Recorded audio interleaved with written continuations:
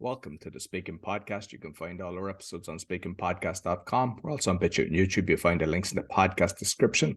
I'm also a podcasting coach, and I've got 4 other podcasts: The Meditation, Learn Polish, The Crypto, and The Awakening, which is exposing fraud and corruption, but with solutions. You'll find everything on bio.link/podcaster.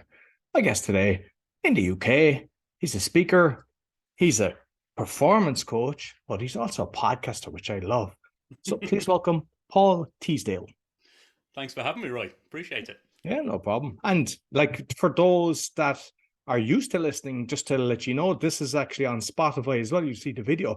And prior to recording, I was actually complimenting his background because it's very professional. And like you mentioned that you're standing, which a few of my guests have said so. So I suppose you might just talk about the background and the reason for standing, because I think it's important.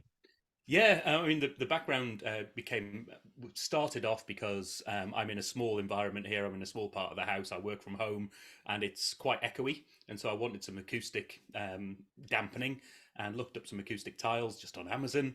First thing that comes up are those sort of square standard ones. And then I noticed these hexagon ones that just look a little different, really. So it just helps with the bounce and the noise when I'm doing recordings for my own podcast and being guest on podcasts as well.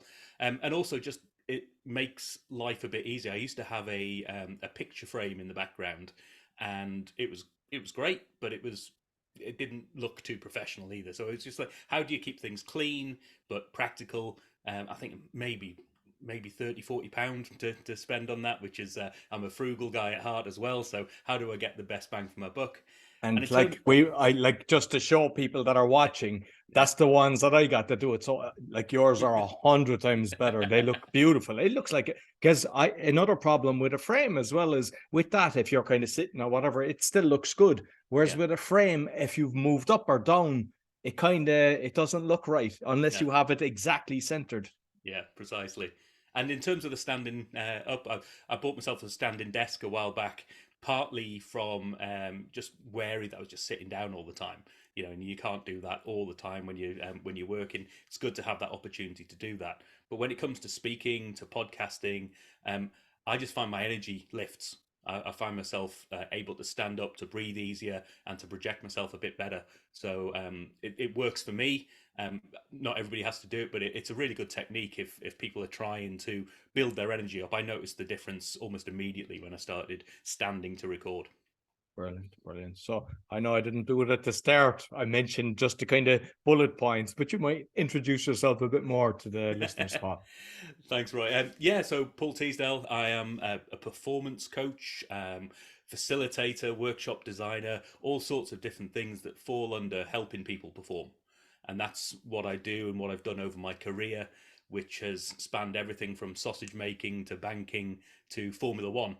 And that's where I do most of my speaking events, and most of my work now is taking lessons from that world of Formula One and helping people to distill those lessons and apply them for themselves for their own high performance. And so I work with organizations, giving those inspirational talks, talking about the practical steps you can take to bring high performance to your organization, and some of those parallels from the world of F1, which tend to be entertaining, as well as bringing in some real practical things that you can do that help move you towards higher performance. Excellent. And just going back a few levels then, like you're speaking, whether it was younger or was it when you were in the sausage factory that you started speaking to people? What's your speaking journey?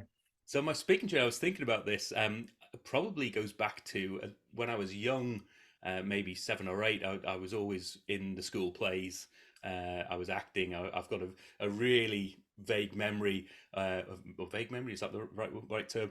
A really strong memory, anyway, of standing playing Scrooge in my Christmas Carol Christmas play for school, with my older sister sitting in the front row and basically trying to heckle me and put me off at the same time. So trying to get over those and deliver in those early stages. And throughout the years, I've always been okay with speaking. I've never had a real strong fear of it, but it's something that you do get nervous about, and you do sort of struggle with at times, particularly when the audiences start getting bigger and bigger. But I've really sort of put myself into it. Really, it's like if this is the way I'm going to help people and bring value to people, then I've got to be able to put my whole self into it and learn and do this as best as I can. Excellent. So one of the things that I see today, and I've seen in some of the videos when I was doing the research, is your top, which are actually, the name and the kind of logo. And Yeah. I think it's good in a way because you're actually promoting yourself. Like, have you found advantages to actually having that? Yeah, I mean, for any listeners, I've just got a couple of black polo shirts with the Paul. What's on this side? Paul Teasdale helping people perform. Little logo, just very easily sort of came up with that. I'm trying to remember. I think it was for when I was developing a website originally, and the website helped me with some standard logo options.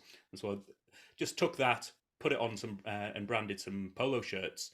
And I find one, it helps me get into that space of now I'm at work. Even it's not a suit and tie, but it's my suit of armor, should we say. And also it makes things really easy. I've got some standard material. I've got two of these shirts. I think I'm going to have to invest in a couple more, but one's in the wash, one's ready to go, all that sort of thing. So it just helps me to have some consistency. And I think when you're podcasting, when you're speaking, when you've got yourself as the brand, having a consistent look and feel can really help with that as well.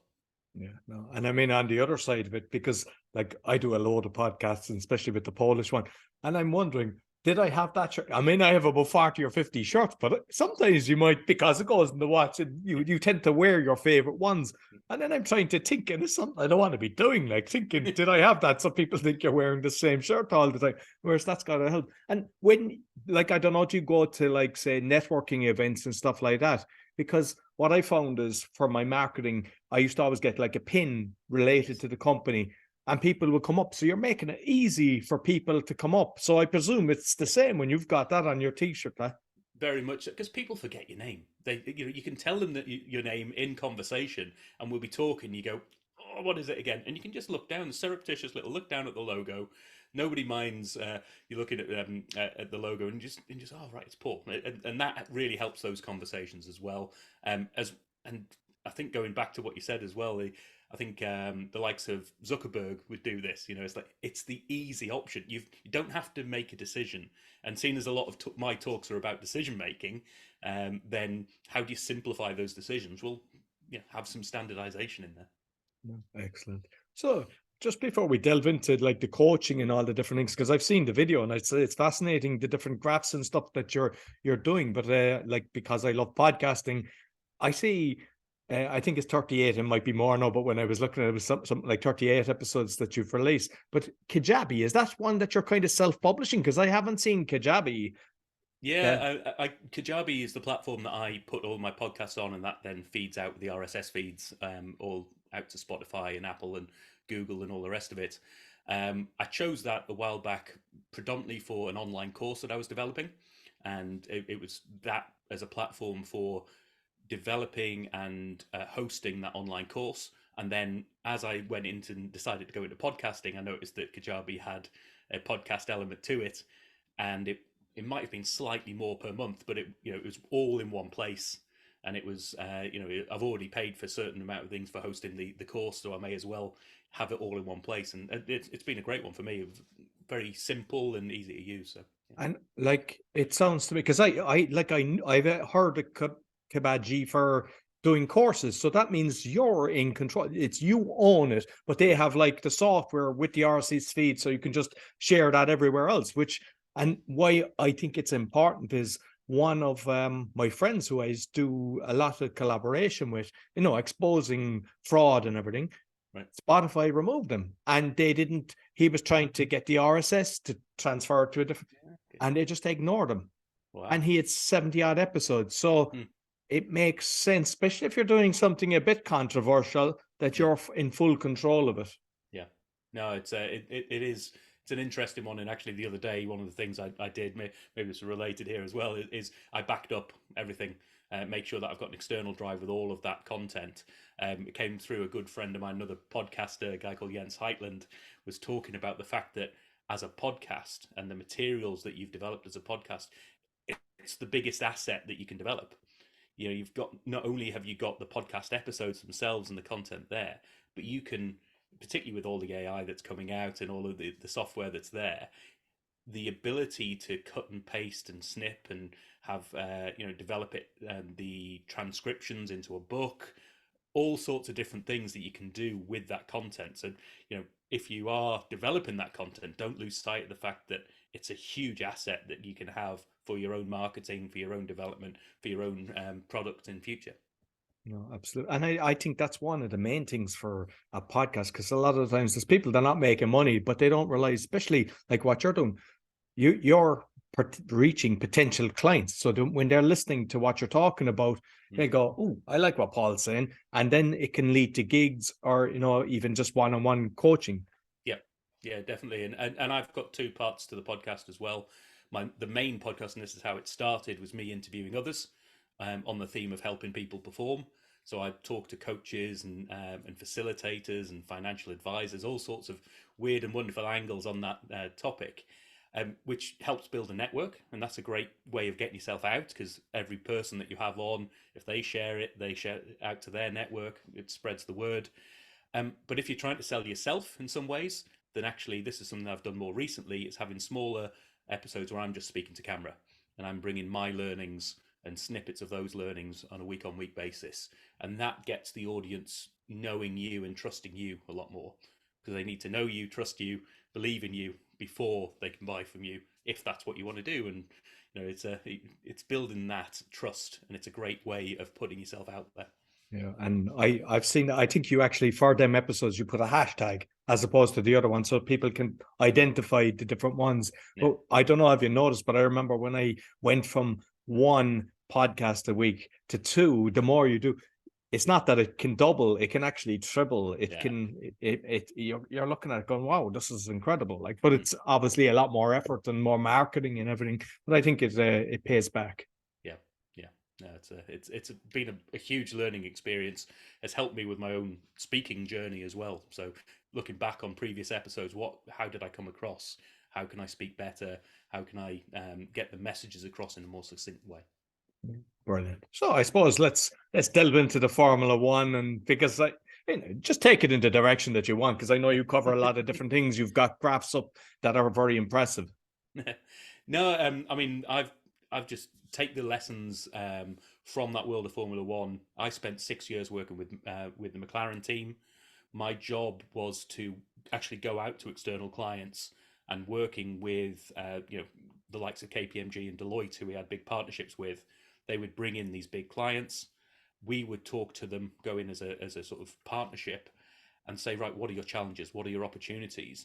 And how can the ways of working, the methodologies, and some of the technologies that McLaren have developed over the years, how can we use that to improve your performance? And so my role was essentially like a consultancy role. I would head up from the McLaren side. What's the opportunities? Helping you to identify and articulate those opportunities, those results you're trying to drive, and then bring in the right level of expertise. Because it was an interesting model where you didn't have so many. It's a relatively small team there, and you can't call on people all the time because they're doing all their day jobs, and lots of people doing other great work. But you might have an opportunity to bring in some data scientists, some modeling, simulation people, predictive analytics, all sorts of weird and wonderful stuff that you could bring in, but you had to make sure you were bringing the right people in at the right time, and that was my role there. And since going independent, I've just distilled those learnings down into what's the stuff that really matters. What are the things that, when you look at how a Formula One team is operating, what can people learn from that in all sorts of different environments? And I've applied this to everything from supermarket shelf stacking, oil and gas drilling, banking world, finance and insurance opportunities, airport operations, all sorts of different ways in which you can take these lessons and bring them and inspire people to think differently. It might be about data-driven decision making, high performance culture, all sorts of different things, and it's like forces me as a speaker to make sure that I bring out the essence of what drives that performance and what gets people the results that they're trying to get, and articulate it in a way that both inspires and is applicable and reachable for people as well. You know, it's achievable for people to apply those lessons for themselves once they know what they are. And like, because like with Formula One, when they're tracking everything, it's like a split second is important. So by like, I found out with just the podcasting, like it's something I've done from day one. I track the metrics of everything, like, you know, like the downloads when I put it out, the whole lot, and where at different places. So I know straight away, oh, this one is down a bit. And I go, oh, I didn't put it on Facebook, or I didn't do this, I didn't do that. And it's like what gets measured gets done, because a lot of the times people, they just kind of just chug on. And I think when you're measuring everything, whether you have a checklist or something, like whatever system that you're using, you tend to do more and get more focused. And when you see the results, you know what to vamp up and what to get rid of. Yeah, and it's true. If you can't measure it, you can't manage it, and that's one of the sort of real edicts of working in the improvement space in general. And I think one of the interesting insights and one of the talks that is quite popular for people is I talk about how data-driven decisions in particular and data-driven performance should put data last. Because that, if you think about the world of F1, yes, there's huge amounts of data, but actually every bit of data that comes off that car has to have a sensor and some form of telemetry to get that data out to help make a decision. And a sensor is weight, and weight has a negative impact on your car's performance. So you've got to have that return on investment view as to what's the value of that data. And actually, instead of starting with, here's all the data I can look at, this sort of what I call the rapid performance approach, which is results, actions, people, insights, and data. You know, start with the results that you're trying to drive. You know, if it's about your podcast, you want results in terms of listeners. You want people to listen to certain percentages of your episodes and things like that. You want to maybe have different demographics that you want to drive as well. And maybe you want to think about how you get those results as well. From a, you know, do you want to do that in a way that generates your and expands your network of potential buyers, or maybe it's collaborators, or maybe it's just interesting people that you want to talk to. So setting up exactly what success means in terms of those results is critical. Then you can think about the actions that you can take that get you there. So how do I set up my podcast? Who do I market it to? Who do I get on as guests? All of those things are actions and levers that you can push and pull. The P element is for people. So who are the people involved in making those decisions? So generally, if you're solopreneur, you're a podcaster, you're the only person directly there, but also you think about your audience. You think about the people who might be involved in producing some of this, if you've got some production help. All those people are making decisions that impact those actions that have an impact on the results. And then you get to the I for insights. So what insights do those people need to make the best decisions? And insights for me are where you've got data and information that's presented to people in a way that helps them to make a decision. So it's not just data, it's not information, it's not just a report. It's actually something that's insightful that moves you towards a decision that you're trying to drive. And then finally, if you know what those insights are, you can actually work out what's the smallest data set I need in order to generate those insights. So you can actually work backwards towards what is the data that I need to collect in order to make sure that I'm successful and get the results I'm trying to drive. And that's applicable in any walk of life, any organization. And it also, one of the advantages I've seen in clients is that it brings control back to who controls what data people generate. Quite often in organizations or in the world in general, it's like data just gets pushed at you. Here's all the data. Well, I don't want all the data. I want insights. So if I understand the insights, I can say, right, this is the data I need. I'm going to take control over what data I want you as a provider of data, whoever that might be. It might be the department if you're in a bigger organization or corporation, or it might just be some suppliers, or looking at the likes of Apple Podcasts. You know, it's like, what data do I need from them? They've got so much, but I don't need all of it. I don't want all of it. So it's think about that minimal data set, and it sort of frees you up a lot and frees up the headspace along with it. And just on that, actually, because when you're with the Kajabi, because it's interesting for me, because with Spotify, now they've kind of given additional analytics. They actually show me how many followers or subscribers on the thing, which before Yeah. you didn't. And I know that through Apple but I haven't gone into it for ages, but I know that you can go and get a load of analytics. Do you actually get all the analytics for Spotify as well, or do they not It give you that? it does come in. It gives you sort of external views. It doesn't split it out in terms of Spotify or iTunes, I don't believe. But it sort of gives you an indication as to other areas that things have been downloaded, etc. So it does pull everything into one place at a high level, but doesn't give you the granularity.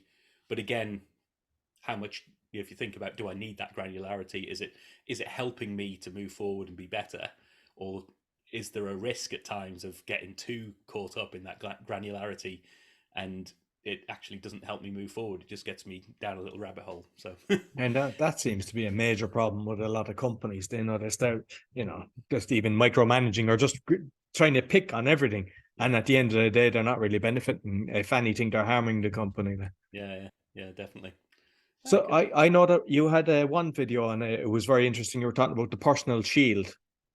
Yes. So Yeah. you might touch on that because I thought it was very interesting. Yeah, so this is something that I came across. I used to live in New Zealand, work for a big dairy company out there, and then switched into banking because that's a natural progression, obviously. But I had a great guy who I worked with out there who was a coach of mine as well, still a great friend, and I call upon him every now and again. And he introduced me to this thing called the personal shield, which is a way of articulating the things that are important to you. And it's, if you think about a sort of knight shield, it's a shape of that with four quadrants. And you've got your values, you've got your background, so articulating what your background is, your values, your passions, and your future. And when you first start using this as a coaching tool, you get people, give them a time bound exercise, maybe 10 or 15 minutes. And importantly, you get them to draw in each of those areas. No writing, you just got to draw little sketches and diagrams, and it does not matter how good or bad you are. It's always like, little stick men and arrows, as long as it means something to you. Because what you want to do is capture those thoughts in a way that is evocative to people and sort of articulates what it is they're interested in. And so in the background section, you're talking about where have you come from? What's your history? What's the common themes in your background? In the values, it's what's important to you in terms of both your work and all of this is work and home sort of combined into one. Your passions are obviously the things that you're really passionate about and you like to do. And your future is, where do you want to be? What's your goal that you're setting in front of you? And you can set that time frame however you want, whatever works for you. And then you follow it up with a coaching conversation. You say, right, tell me about that. Tell me about your background. So I've got things in my background, I that call on the fact that I've lived all over the world. I've lived in various places, and I've had a lot of experiences. But also, one of the common things in my background, in my journey from a career perspective, is about almost being a translator, being a role where I take what people are struggling with or the opportunities that they see, and I've translated that into requirements or something that I can go to a supplier, often a sort of technical team. I speak enough geek to know what's what without being far too geeky to actually know what I'm talking about and to actually deliver. But it's like I've had roles where it's like, here's the problem, we're struggling to do this, and so right on page six, the landing page here, there, that thing isn't working. We need to translate that section into something that is easier to use, a bigger, brighter, whatever it might be. And so that is then translating that into requirements that somebody can just go, right, I'll code that, I'll get that done, I'll provide that report or solution. And so that's a lot about my history, my values, integrity, family, time. I'm a big, very passionate about my values on time. I like to be on time. I hate being late for things. And passions. This is an interesting one when it comes to the coaching, because you can say, like, my passions are, socializing. I like beer, I like rugby. I like to cook, and when it comes to in my passions in work, so it's like passions at home as well as work. My passions in work are helping others to have those aha moments and bringing my tool set to others. And then future, where do you want to be from a family perspective, retirement, financial health, your future in terms of where you see your role and career going, all those things. And one of the interesting conversations that always stuck with me when I talked through this shield with my coach was when you're looking at the passions. It's like, you say you're really passionate about cooking. Do you want to do that for a living? Is that going to help you with your future? Is that where you see yourself in future? I was like, and he gets you to think about it. You go, actually, for me, no. Cooking for me is my release. I like to be in the kitchen, in control of just my world. I don't want to be doing that for a job. I don't want to feel as if I'm having to work, because it isn't work for me. It's a relaxing piece. So it helps you to actually go, right, do I want to incorporate that part of my passion into my work or not? And when it comes to career development in particular, and career choices and moves, you can start to look at this personal shield in its totality and say, what are my areas of compromise? If I'm going, is this moving me towards the future that I want? Is that organization aligned with my values? Does it give me opportunities to develop my passions? Does it bring stuff from my background? And if not, are you okay with that? And it's a great way of having those conversations, and even from a personal tool, just a thought provoker. Excellent. Yeah. And like with the coaching, because I always find that with various backgrounds, I mean, you've had a wild field of sausage banking, Formula One. It's fantastic, because then you can connect better. Plus, you'll trigger different things that you've done, whereas a lot of people, their career path is the exact same the whole way. Yeah, and there's nothing wrong with that. And there are times in my career I was like, wouldn't it be great if I'd have just stuck with that and moved it through? But it is what it is, and I haven't got any regrets in terms of what I've done. But yeah, you can always get different perspectives from outside, and it's actually one of the bits when it comes to speaking that I love to do. It's connecting those bits. I talk about two titles, and I like to talk about when you're having an engaging speaking event, how do you get some titles that are just that little bit intriguing for people? So one linked to the Formula One, which is if you want to change tires, bring in the ballerinas, and the second one is how sausages change banking. And so having those sort of things where you've taken your learnings in your journey, and you can actually go, right, well, here's a story, but actually, how do I make that story intriguing for people so that they'll hear the story? Because it's all well and good having a great story. If nobody listens to it, it's not going anywhere. So you've got to entice people in and give them a reason to listen to your story as well. So uh, happy to elaborate on those two, or just leave it hanging there. No. It's fascinating, and because with the coaching, because I see on your website you've got very reasonably priced courses, like some $20 upwards, and I presume like having a low, because very few people would have something at 20 quid, but I presume it's a case of get them in the door, and move to the next level. So you might touch on that, but also on, I see like you do like a 30-minute kind of see if we're kind of a fit.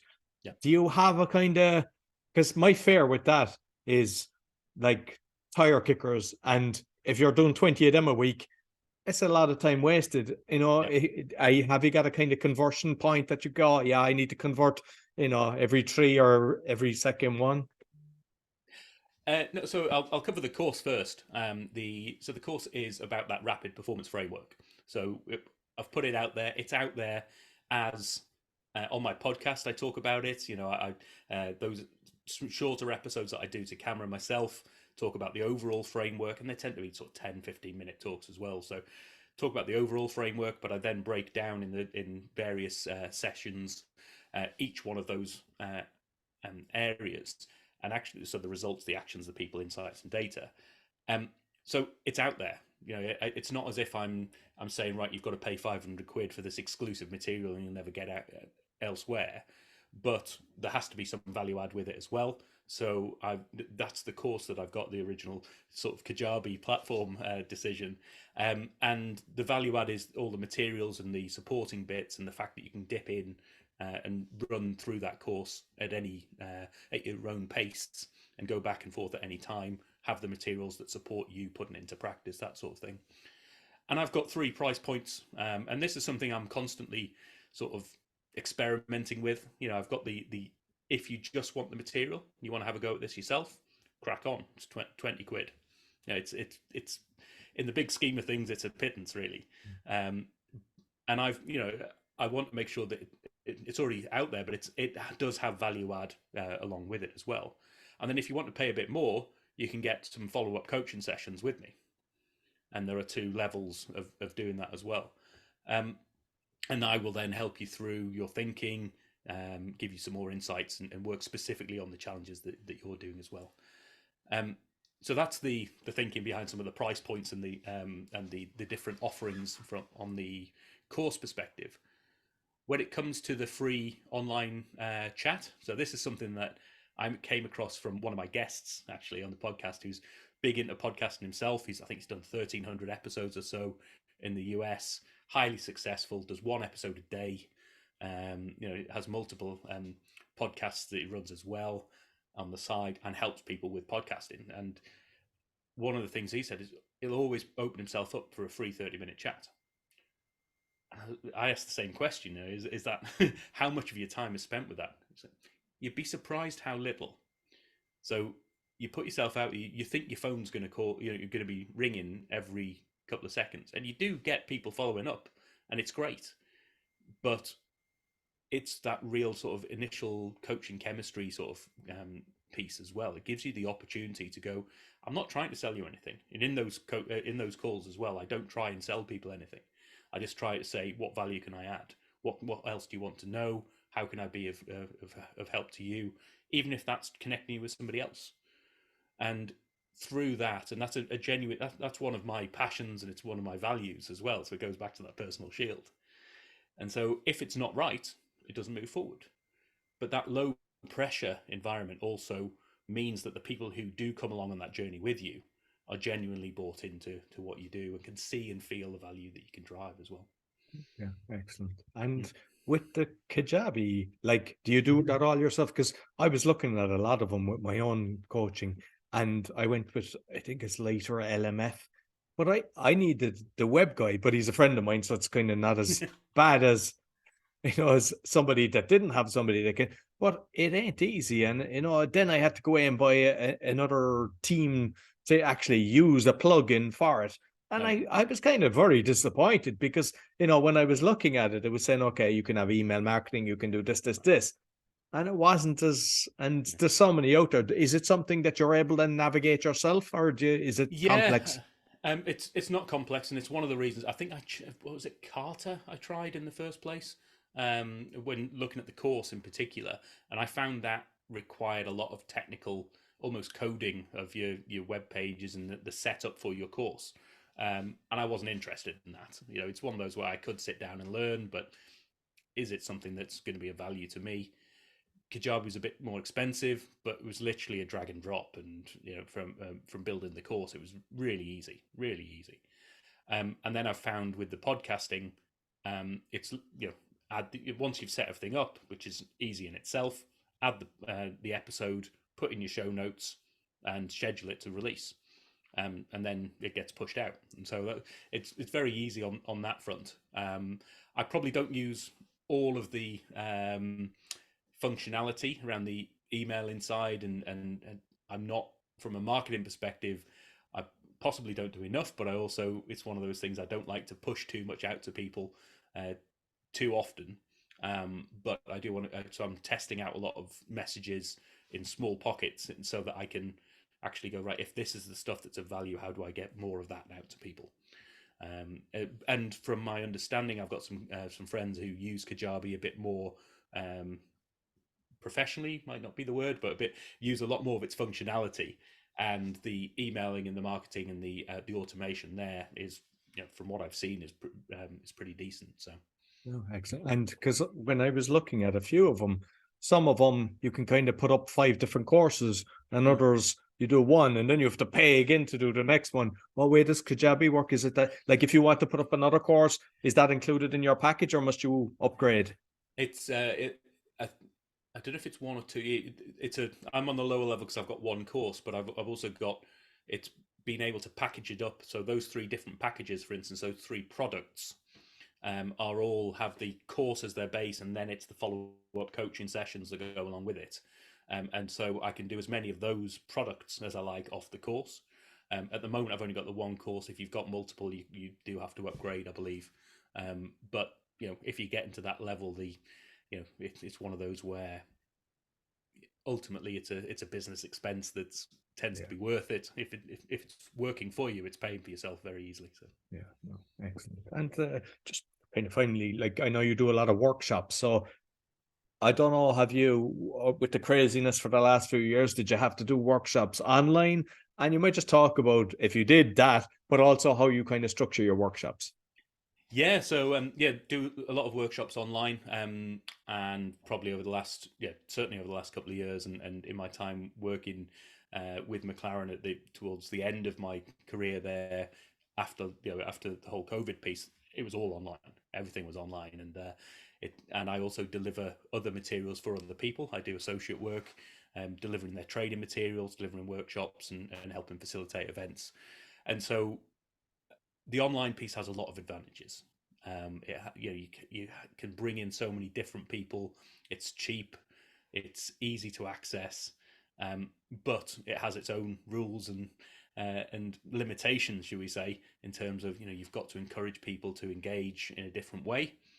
People have to realize there are different mechanisms there, and you can use some of the technologies that are out there to support that as well.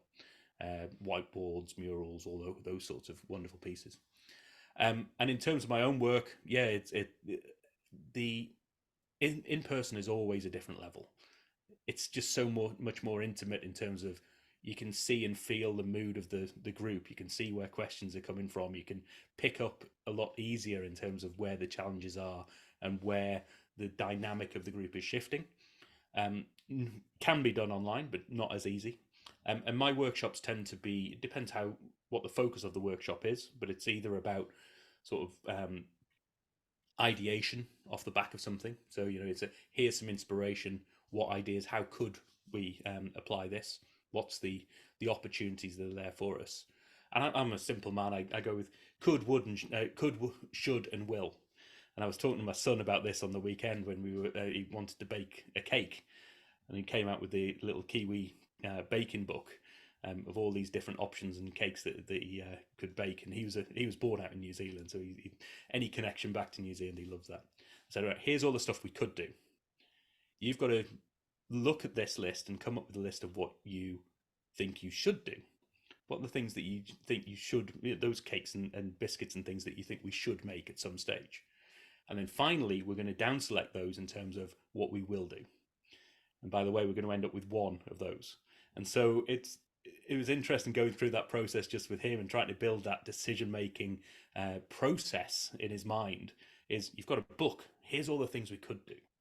Well, actually, that's too much. You're never going to be able to do that. And some of these won't be applicable. You might have allergies. You might not like certain things. So he's going to come up with, I think we came up with a list of about 6 or 7. It's like, right, now we're going to take those 6 or 7 of the things that you think we should do, and we're going to think about what will we do. And so what are the criteria? I think we had criteria such as yumminess. Is a chocolate cake yummy, and how does a chocolate cake compare to a raspberry macaroon cake in terms of yumminess? And messiness was another one. How much of a mess are we going to make? Because my wife and my daughter are out, and just like, if we don't clear up by the time they get in, we're in trouble, mate. So it's that all those interesting same ways I run a workshop. It's those, like, how do you start with a big funnel, get lots of ideas on the table, and then help people to down select from that. And that can be the same when you bring those lessons from F1.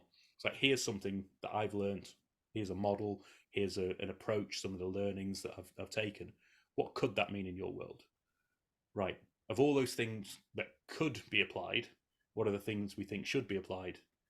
And then of all the things, you've got a prioritization process in there. And then of all of those things that we think we should do, what will we do? Because you're not going to do everything. And which ones are we going to do first, and in what order, and all that sort of stuff. I love that. That's brilliant. And the story with your son, but I mean, reality is everyone can kind of relate to it and go, Yeah. that's a great way of actually doing it. Fantastic. And just finally with the social media, because it's I always love to ask people what they find their go-to and what I presume you're like the rest of us, we're bamboozled and it sucks the energy out of us, but we have to do it. Yeah. And which ones you find serve you best? So I keep things relatively simple. I go with LinkedIn and Instagram. So I find those two are the best fit for me. Maybe Twitter occasionally, but I've got a Twitter handle. I don't use it that much, but I haven't found it that good for me or good of a fit.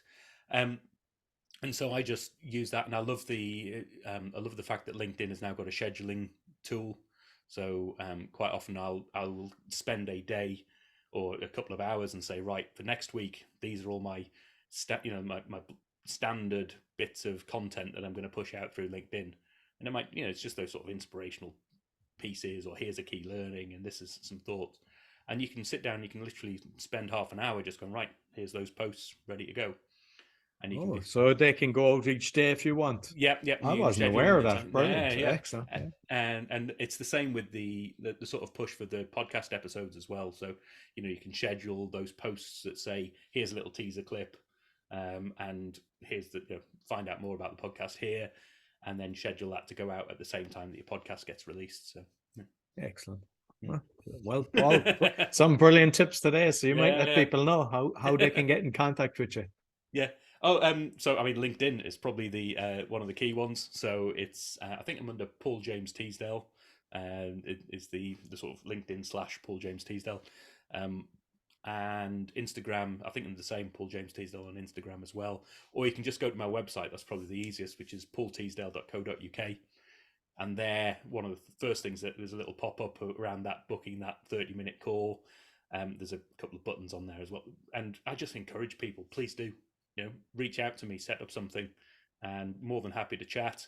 If I can't fit you in, then we'll talk. We'll find a time that I can, and we'll talk about your challenges. I'll try to add some value and take it from there. Okay, excellent. Yeah, and I make sure I'll put all the links both in the audio and the video. Thank you very much, Paul. Thank you, Roy. Appreciate it. No problem. So that's all for the Speaking Podcast. You'll find all our episodes on speakingpodcast.com.